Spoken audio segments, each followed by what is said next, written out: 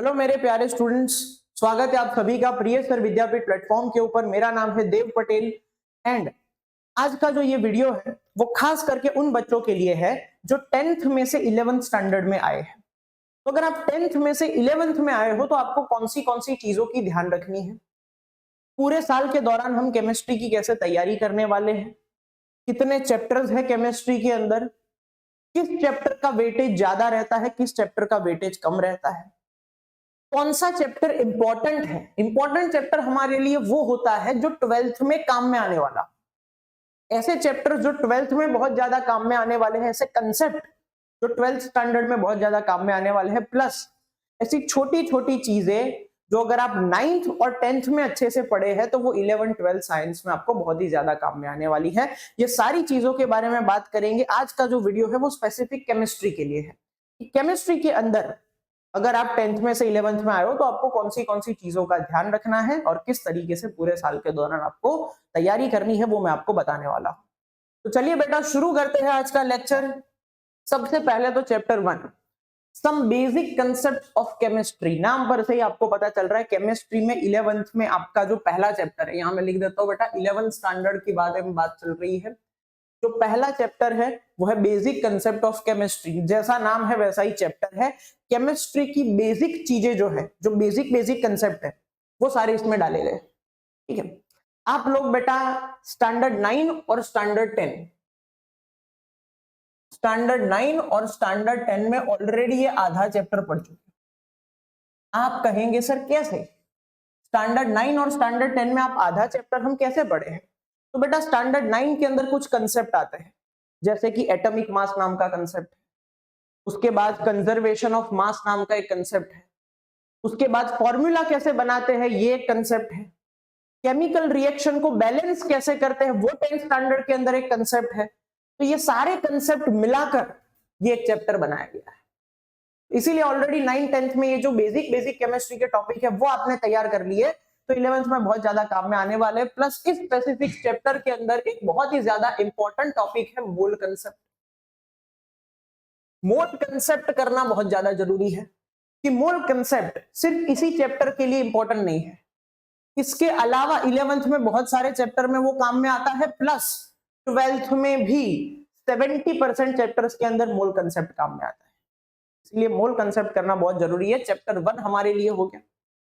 Chapter 2 है structure of atom. Again standard 9 के काफी सारे टॉपिक इसके अंदर कवर होंगे। ऑफ कोर्स स्टैंडर्ड 9 से ज्यादा डिटेल में कवर होंगे, लेकिन स्टैंडर्ड 9 के काफी सारे जो कंसेप्ट्स है वो इस चैप्टर के अंदर रहने वाले हैं। ये चैप्टर बेटा फिजिकल केमिस्ट्री का चैप्टर है। ठीक है, अगर हम केमिस्ट्री को डिवाइड करें तो मेन 3 पोर्शन होते हैं बेटा। एक फिजिकल केमिस्ट्री होता है, एक इनऑर्गेनिक केमिस्ट्री होता है और एक ऑर्गेनिक केमिस्ट्री होता है। तो ये फिजिकल केमिस्ट्री का चैप्टर है। फिजिकल केमिस्ट्री के चैप्टर में न्यूमेरिकल्स बहुत आते हैं, सम्स बहुत आते हैं। तो चैप्टर 1 में भी न्यूमेरिकल्स होंगे, चैप्टर 2 भी फिजिकल केमिस्ट्री का चैप्टर है, उसमें भी बहुत सारे न्यूमेरिकल्स रहने वाले हैं। इसमें आप समझोगे कि एटम का स्ट्रक्चर क्या होता है, ऑर्बिट्स कैसी होती है, ठीक है, प्रोटॉन इलेक्ट्रॉन, इन चीजों के बारे में आप लोग पढ़ने वाले हैं। प्लस ये चैप्टर इसलिए इंपॉर्टेंट है क्योंकि यही चैप्टर बेटा जो केमिस्ट्री में है, ऐसा ही चैप्टर फिजिक्स के अंदर भी आता है। जो फॉर्मूला, जो न्यूमेरिकल्स केमिस्ट्री के अंदर है, वैसे ही फॉर्मूला, वैसे ही न्यूमेरिकल्स फिजिक्स के अंदर आते हैं। तो ये बेटा कैसा चैप्टर है पता है? एक तीर दो निशान। कैसा चैप्टर है? एक तीर दो निशान। तुमने एक चैप्टर तैयार किया, तुम्हारा केमिस्ट्री में भी काम में आ रहा है, वही चैप्टर तुम्हारा फिजिक्स में भी काम में आ रहा है। ऐसी चीज है। उसके बाद चैप्टर 3 है classification of elements and periodicity and properties. ये पूरा का पूरा बेटा पीरियोडिक टेबल के बेस्ड है, पीरियोडिक टेबल के बेस्ड चैप्टर है। पीरियोडिक टेबल केमिस्ट्री के अंदर अगर आपको कुछ भी करना है तो पीरियोडिक टेबल, आपको सारे एलिमेंट्स के नाम पता होने चाहिए, सभी एलिमेंट्स के आपको वैलेंसी पता होनी चाहिए, सभी एलिमेंट्स की प्रॉपर्टी, उनके लक्षण, उनके गुण धर्म आपको पता होने चाहिए कि ये एलिमेंट जो है उसमें ये प्रॉपर्टी है, इसमें ये प्रॉपर्टी, तो ये सारी चीजें आपको पता होनी चाहिए। बराबर। ये जो है बेटा आपका इनऑर्गेनिक केमिस्ट्री का चैप्टर है। कौन सा चैप्टर है? इनऑर्गेनिक केमिस्ट्री का चैप्टर है। ठीक है, आपका इनऑर्गेनिक का चैप्टर हो गया। उसके बाद chemical bonding and molecular structure. ये थोड़ा सा लेंथी चैप्टर है, लंबा चैप्टर है। इसके अंदर बहुत सारे कंसेप्ट कवर हुए हैं, खास करके जो बेटा नीट जेडबलई लेवल पर जो क्वेश्चंस पूछे जाते हैं वो इन चैप्टर्स में से, ये मोल कंसेप्ट में से बहुत ज्यादा सवाल आते हैं नीट जेडबलई में। उसके बाद ये जो चैप्टर 4 है उसका वेटेज भी नीट जेडबलई में बहुत ज्यादा है, very very important for NEET and जेडबलई जैसी कॉम्पिटिटिव एग्जाम्स। जो भी बच्चे कॉम्पिटिटिव एग्जाम की तैयारी करते हैं, नीट जेडबलई की तैयारी करते हैं, उनके लिए मोल कंसेप्ट और ये इसके काफी सारे कंसेप्ट है, बीएससी-पीआर नाम का एक कंसेप्ट है, बैलेंस बॉन्ड थियरी नाम का एक कंसेप्ट है, एमओटी मॉलिक्यूलर ऑर्बिटल थियरी नाम का, ये सारे कंसेप्ट इसमें बहुत ही ज्यादा काम में आते हैं। ये भी बेटा इनऑर्गेनिक केमिस्ट्री का चैप्टर है। कौन सा है? इनऑर्गेनिक केमिस्ट्री, दोनों के दोनों, चैप्टर 3 चैप्टर 4 इनऑर्गेनिक केमिस्ट्री में। उसके बाद चैप्टर नंबर 5, इसको मैं करूंगा बहुत ही ज्यादा आईएमपी। कैसा करूंगा? बहुत ही ज्यादा आईएमपी, थर्मोडायनेमिक्स, फिजिकल केमिस्ट्री का चैप्टर है। अब ध्यान दो, मैंने जब यहां पर आपको एक फिजिकल केमिस्ट्री का चैप्टर बोला था तो मैंने बोला था फिजिक्स में काम में आता है। ये भी फिजिकल केमिस्ट्री का चैप्टर है, ये भी फिजिक्स में काम में आता है। अगेन एक तीर दो निशान, केमिस्ट्री में थर्मोडायनेमिक्स तैयार करोगे फिजिक्स में काम में आएगा, फिजिक्स में थर्मोडायनेमिक्स तैयार करोगे केमिस्ट्री में काम में आएगा। तो एक तीर दो निशान है थर्मोडायनेमिक्स, और इसका वेटेज बहुत ज्यादा है। चाहे आप स्कूल एग्जाम्स की बात करो, चाहे आप जेडबलई की बात करो, चाहे आप नीट की बात करो, आप किसी भी एग्जाम के बारे में बात कर लो, इसका वेटेज बहुत ज्यादा रहता है थर्मोडायनेमिक्स का। लेंथी चैप्टर है, लंबा चैप्टर है और बहुत ही ज्यादा इंपॉर्टेंट चैप्टर है। तो ये सारा बेटा आपकी 11th की पार्ट 1 की बुक में होता है। उसके बाद आती है 11th की पार्ट 2 बुक, जिसके अंदर चैप्टर 6 इक्विलिब्रियम, अगेन बहुत ही लंबा चैप्टर है, लेकिन ये चैप्टर के अंदर मस्त बात यह है कि गिन के 2 से 3 कंसेप्ट है, 2 to 3 कंसेप्ट, जिसके ऊपर पूरा चैप्टर बेस्ड है। अगर आपको 2 से 3 कंसेप्ट आते हैं, पूरे चैप्टर में कुछ नया है ही नहीं, आपको वही 2-3 कंसेप्ट बार बार रिपीट करने हैं और आप पूरा चैप्टर इजीली सॉल्व कर सकते हैं। ठीक है, और ये चैप्टर करने के लिए 10th स्टैंडर्ड के अंदर बेटा एसिड बेस वाला एक चैप्टर था, वो चैप्टर थोड़ा सा कर लेना, क्योंकि इसमें भी एसिड बेस के कंसेप्ट वगैरह आता है।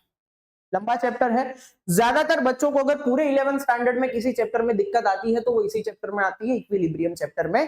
तो अगर ये बढ़िया तरीके से तैयार कर लिया तो बाकी सब तुम्हारे लिए इजी है। सबसे मुश्किल अगर किसी को लगता है तो ये वाला चैप्टर है, बाकी सारे सबको इजी लगता है।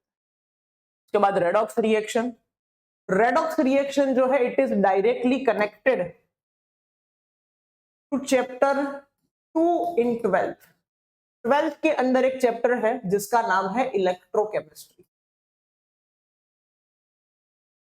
इलेक्ट्रोकेमिस्ट्री से डायरेक्टली कनेक्टेड चैप्टर है। अगर आपको रेडॉक्स आता है तो आपको इलेक्ट्रोकेमिस्ट्री आधा आ चुका है, ऐसा समझ लेना। जीओसी, जनरल ऑर्गेनिक केमिस्ट्री, ये दोनों जो है ये दोनों है बेटा हमारे ऑर्गेनिक केमिस्ट्री के चैप्टर्स।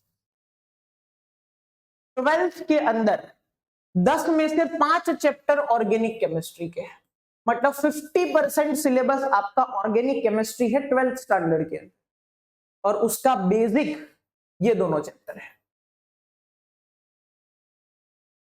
अगर आपने ये दोनों चैप्टर जबरदस्त तैयार कर लिए तो 12th के अंदर जो बच्चों को ऑर्गेनिक में डर लगता है, सर ऑर्गेनिक केमिस्ट्री मुश्किल होता है, ऑर्गेनिक केमिस्ट्री याद नहीं रहता है, ऑर्गेनिक केमिस्ट्री में सारी चीजें मिक्स हो जाती है, रिएक्शंस याद नहीं रहते हैं, कंसेप्ट मिक्स हो जाते हैं, वो सब दूर हो जाएगा अगर 11th में आपने ऑर्गेनिक ठीक से पढ़ा है। सिर्फ 2 चैप्टर है, 2 चैप्टर करने हैं, बहुत सारे कंसेप्ट कवर होते हैं और बड़े बड़े कंसेप्ट कवर होते हैं। कभी कभी तो मैंने ऐसा भी देखा है कि एक कंसेप्ट सिखाने में 3 दिन लग जाते हैं, और इतने बड़े बड़े कंसेप्ट जो है वो काम में कहां आते हैं? 12th स्टैंडर्ड में। इसीलिए ये एक ऑर्गेनिक केमिस्ट्री के चैप्टर है जो करना बहुत ही ज्यादा जरूरी है, उसमें से खास करके जीओसी, जिसका फुल फॉर्म होता है जनरल ऑर्गेनिक केमिस्ट्री। आगे बढ़ते हैं, तो हमने बेटा ये तो देख ही लिया है, कुछ बेसिक चीजों के बारे में बात करते हैं। पहले तो अगर आपको हमारे पूरे साल के दौरान हमारे जितने भी वीडियो लेक्चर्स आने वाले हैं, जितने भी 1 शॉट लेक्चर्स आने वाले हैं, जितने भी लाइव लेक्चर है, जितने भी रिकॉर्डेड लेक्चर है, तैयारी कैसे करनी है, कौन से चैप्टर का वेटेज ज्यादा रहता है, कौन से चैप्टर का वेटेज कम रहता है, अगर ये सारी इंफॉर्मेशन चाहिए तो उसके लिए सबसे पहले तो डिस्क्रिप्शन में, इसी लाइव के डिस्क्रिप्शन में, इसी वीडियो के डिस्क्रिप्शन में लिंक दी हुई है। अगर आप 10th में पढ़ते हो तो 10th के व्हाट्सएप ग्रुप की, 11th की, 12th की सभी व्हाट्सएप ग्रुप की लिंक दी हुई है। व्हाट्सएप ग्रुप खास ज्वाइन कर लेना, क्योंकि ये व्हाट्सएप ग्रुप ऐसा ग्रुप है बेटा, यहाँ पर आपकी दो चीजें कवर होगी। पहली चीज, आप प्रिय सर विद्यापीठ प्लेटफॉर्म पे आए हो, 11th 12th स्टैंडर्ड पूरा आपको बहुत ही बढ़िया तरीके से सीखने को मिलेगा। अगर आपके छोटे भाई बहन है, 10th स्टैंडर्ड भी आपको बढ़िया तरीके से सीखने को मिलेगा। उसके साथ साथ 12th कंप्लीट होने के बाद कौन सी कॉलेज में एडमिशन लेना है, आपको कौन सी फील्ड में जाना चाहिए, कौन सी फील्ड में नहीं जाना चाहिए, वो सारी डिटेल आती है बेटा प्रिय सर ज्ञानपीठ चैनल पर। हमारी ही चैनल है, भूमि मैम इसमें आपको गाइडेंस देते हैं कि आपको कहां जाना चाहिए, कौन सी फील्ड चूज करनी चाहिए, कौन सी नहीं करनी चाहिए। बहुत ही कम प्लेटफॉर्म ऐसे होते हैं जो ये गाइडेंस प्रोवाइड करते हैं, तो इसीलिए दोनों चैनल को सब्सक्राइब कर लेना और व्हाट्सएप ग्रुप के साथ जुड़े रहना, क्योंकि हमारा ये जो बेटा रिश्ता है वो सिर्फ यहीं तक का नहीं है, 1-2 स्टैंडर्ड तक का नहीं है, ये लाइफ टाइम रिलेशन है। और इसीलिए खास करके डिस्क्रिप्शन में जो लिंक दी है उसको ज्वाइन कर लो। अगर आपको कोई डाउट है, अगर आपको कोई कोर्सेज ज्वाइन करने हैं, तो उसके लिए यहाँ पर हेल्पलाइन नंबर है, वहां पर आप कांटेक्ट कर सकते हैं। उसी के साथ साथ यहाँ पर हमारे ऑलरेडी 12th का कोर्स अवेलेबल है। अगर आप 12th का कोर्स परचेज करना चाहते हो तो हेल्पलाइन नंबर पर आप कांटेक्ट करो। फिजिक्स है, फिजिक्स का 12th का कोर्स अवेलेबल है, केमिस्ट्री का कोर्स अवेलेबल है, मैथ्स का, इंग्लिश मीडियम के लिए कोर्स अवेलेबल है। बहुत ही जल्द बेटा दूसरे मीडियम और दूसरे स्टैंडर्ड्स के लिए भी कोर्स आने वाले हैं। उसी के साथ साथ बायोलॉजी का कोर्स अवेलेबल है, इंग्लिश का कोर्स अवेलेबल है, कंप्यूटर का कोर्स अवेलेबल है। अगर आपको 1-2 सब्जेक्ट में दिक्कत आती है वो परचेज कर सकते हो। अगर आपको कॉम्बो में परचेज करना है तो आप कॉम्बो में सभी सब्जेक्ट भी परचेज कर सकते हो। एक चीज की गारंटी है, यहाँ ऐसा पढ़ाया जाएगा कि आप अपने सभी दूसरे ऑफलाइन इंस्टीट्यूट्स भूल जाओगे। इतना बढ़िया तरीके से आपको पढ़ाया जाएगा, तो इसीलिए हमारे साथ जुड़े रहिए। आगे बढ़ते हैं। Yes, what to expect in 11th standard. 11th standard के अंदर हमें कौन सी चीजें एक्सपेक्ट करनी है। पहला तो लेंथी सिलेबस, क्योंकि we are talking about chemistry. Chemistry के अंदर एक चीज एक्सपेक्ट करनी है और वो है लेंथी सिलेबस, लंबा सिलेबस। 12th के मुकाबले भी 11th का सिलेबस बहुत ही ज्यादा लंबा है, क्योंकि बड़े बड़े चैप्टर है। आप देखो, मैंने जब चैप्टर समझा रहा था ऑलमोस्ट 2 से 3 चैप्टर में ऐसा बोला कि लंबा चैप्टर है। जैसे जीओसी बहुत ही लंबा चैप्टर है, इक्विलिब्रियम बहुत ही लंबा चैप्टर है, थर्मोडायनेमिक्स चैप्टर 4 बहुत ही लंबे चैप्टर है। तो लेंथी चैप्टर्स बहुत ज्यादा है, 20-20, 25-25 पेज के चैप्टर है। हर एक कंसेप्ट अगर मैं एक दिन में एक कंसेप्ट सिखा रहा हूं तो 25 दिन लग जाएंगे 25 कंसेप्ट समझाने में। तो इसीलिए लेंथी सिलेबस है, आपकी मेहनत बढ़ जाएगी। बेटा 10th में अगर आप 4 आवर्स 4 घंटे की मेहनत करते थे, तो आपको 11th के अंदर मेहनत करनी है 8 आवर्स।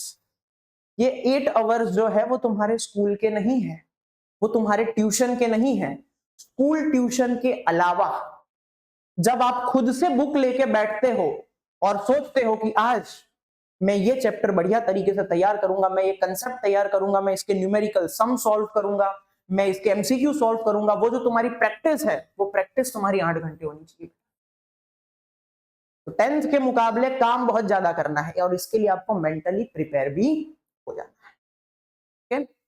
चलिए, उसके साथ साथ दूसरी चीज, how to prepare for chemistry when we move from standard 10 to standard 11। कुछ बेसिक कंसेप्ट है बेटा जो आप तैयार करो। जैसे 10th की मैं बात करूं तो चैप्टर 1 आपके लिए बहुत ही ज्यादा इंपॉर्टेंट है। चैप्टर 1 जो है वो पूरा 11th 12th केमिस्ट्री के अंदर आपको काम में आने वाला है, पूरा का पूरा चैप्टर। एंड ऑर्गेनिक केमिस्ट्री में आपको काम में आने वाला है चैप्टर 4। केमिस्ट्री में 10th का चैप्टर 1 और चैप्टर 4 तैयार कर लो। और 9th जो है, 9th का पूरा केमिस्ट्री चैप्टर 1 to 4 सभी कंसेप्ट 11 12th में रिपीट। 9th के चारों के 4 चैप्टर 11th में और 12th में रिपीट होने वाले हैं।